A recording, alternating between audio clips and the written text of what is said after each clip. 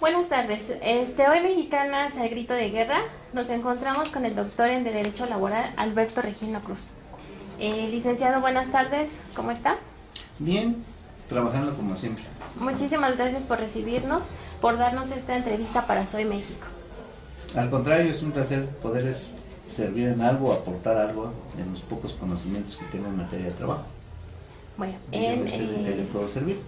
Mire, queremos platicar con usted un poquito sobre el tema de las trabajadoras del hogar, que finalmente es un tema que se ha dejado olvidado, que se ha dejado ahora sí que muy escondido, porque muy poca gente es la que habla de este tema, y que finalmente son personas que sufren discriminación, que no se les respetan sus derechos y que no se les respeta como tal sus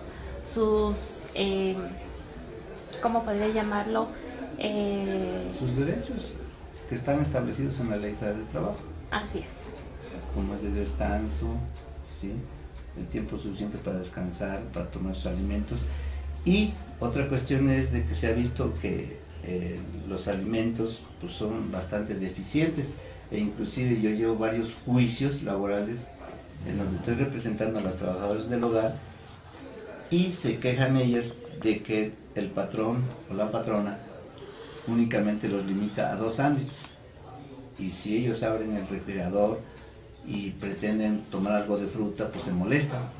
Cuestión esta que ha dado origen a que si la sorprenden nuevamente tomando alguna fruta o tomando más alimentos de 2 sándwiches, son despedidas de su trabajo.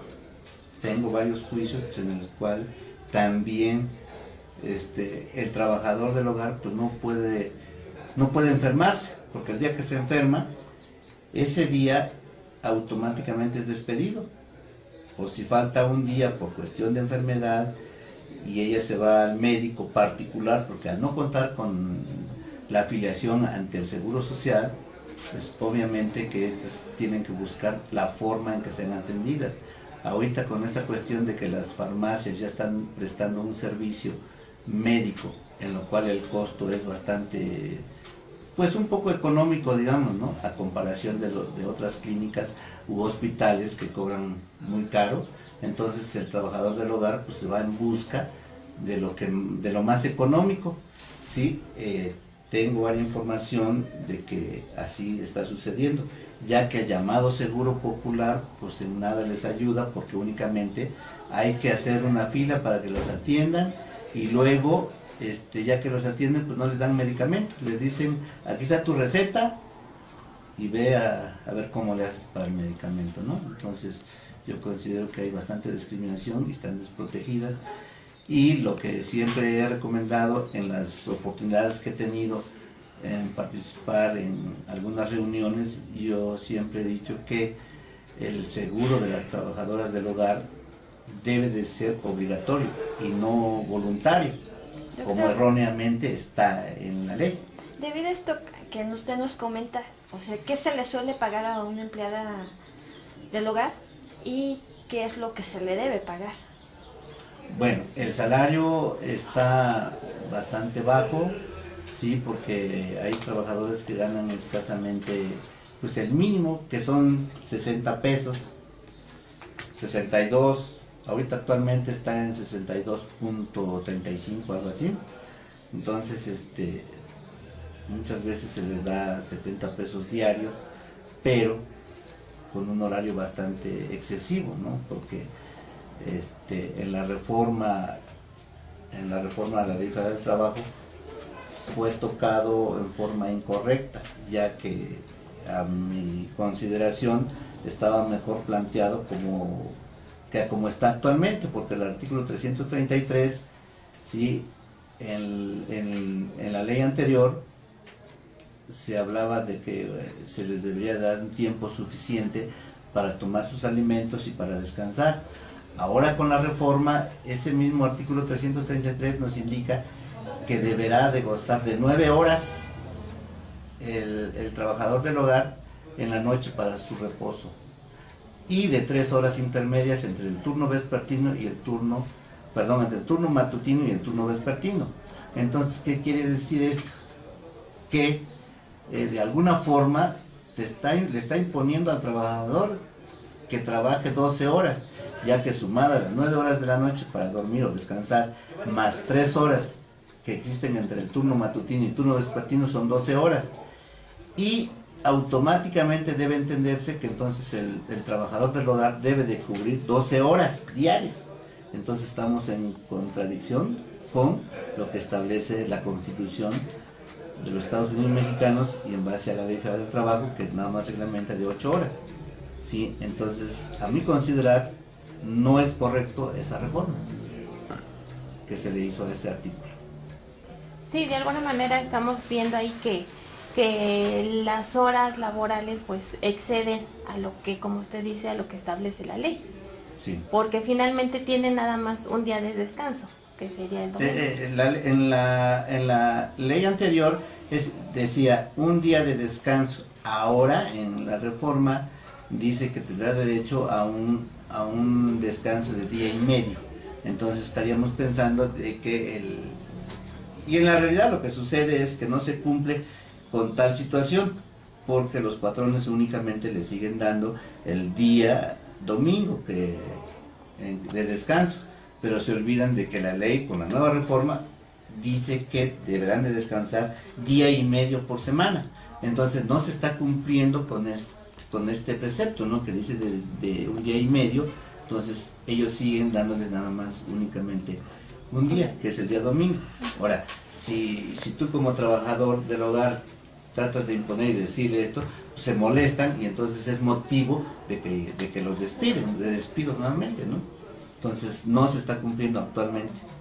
Entonces el salario para mí sigue siendo bajo, no respetado, y pues siguen sufriendo las trabajadoras del hogar, porque al no contar con un seguro obligatorio, que debería de ser obligatorio, sí, entonces esto da mucha situación de que se queden sin trabajo, porque repito, en el momento que el trabajador se enferma, sí, por alguna cuestión de enfermedad general, sí, entonces tiene que acudir y buscar la forma de curarse.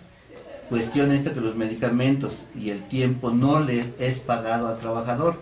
O sea, si un trabajador tiene la necesidad de estar 3 o 4 días en cama, no le son pagados sus salarios, ¿sí? En caso contrario, si estuviesen afiliadas ante el Seguro Social, obviamente que el Seguro Social les daría medicamentos, les daría incapacidad para esos 3 o 4 días por una enfermedad general y les da el medicamento. Cuestión esta que no se ha logrado dentro de la Ley Federal del Trabajo establecer, ¿no? Sí, porque finalmente eso es una obligación del patrón, el darle todas esas prestaciones a una trabajadora del hogar. En este sentido, ¿qué se hace? O más bien, ¿cómo se procedería en contra de los patrones que no dan estas prestaciones?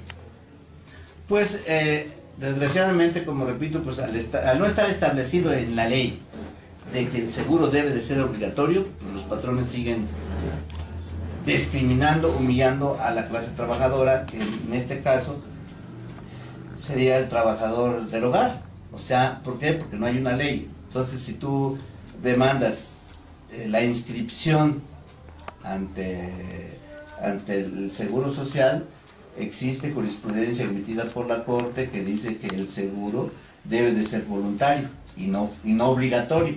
Entonces no hay elementos jurídicos para poder demandar la inscripción inmediata y retroactiva de un trabajador del hogar ante el IMSS con cargo al patrón. No hay una disposición legal. Sí, no hay un reglamento, no hay una ley, no está establecido más bien en la Ley Federal del Trabajo. La cuestión esta que a lo mejor algún día, a base de que los trabajadores del hogar se unan y el Congreso de la Unión les haga caso, a lo mejor podrán lograr entender este tipo de cuestiones, que es necesidad. Es una necesidad importantísima de que el trabajador del hogar debe de estar inscrito ante el Seguro Social. ¿Por qué? Por muchas razones. Hay trabajadores que han quedado en estado de invalidez. ¿Por qué? Porque en el trayecto de su casa hacia el trabajo o viceversa, si sufren un accidente de trayecto, lo cual quedan incapacitadas para toda la vida. Y a sufrir porque al no contar con el Instituto Mexicano del Seguro Social, o sea, de una prestación social, sí, entonces pues, quedan inválidas para toda la vida y sin ninguna persona o sin ningún beneficio que se les pueda de dónde puedan sustentar o buscar la forma de adquirir sus alimentos, ¿no? Para lograr subsistir. Entonces es un problema bastante difícil, bastante duro, que desgraciadamente el Poder Legislativo no ha querido darle entrada, no obstante de que tengo entendido que el grupo de trabajadores del hogar que yo represento han estado insistiendo en que se vea esa prestación, y la cual no se ha logrado, ¿no? Más ahorita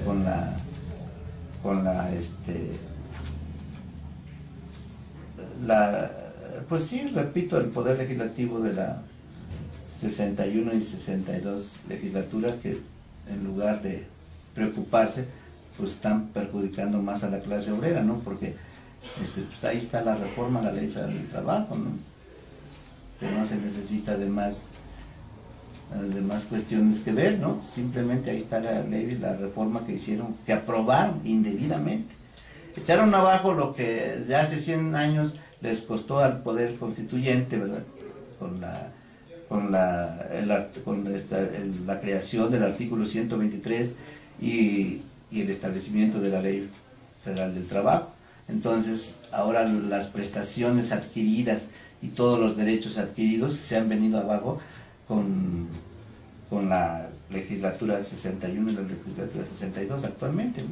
Entonces, ¿cómo logremos o cómo vamos a lograr hasta que algún día vengan en verdad representantes del pueblo y haya una nueva reforma a la Ley Federal del Trabajo?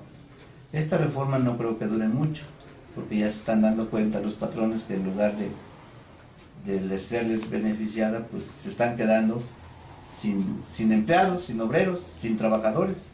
Cuestión esta que tampoco el gobierno federal se ha preocupado, ¿sí? Así como pasó con los campesinos, que es un sector bastante olvidado, así también está pasando con los trabajadores, con los obreros de México, que han sido olvidados. Y hasta que exista un gobierno que en verdad se preocupe por la clase campesina, por la clase obrera, yo pienso que hasta entonces podremos salir de la situación económica en la que vive el país.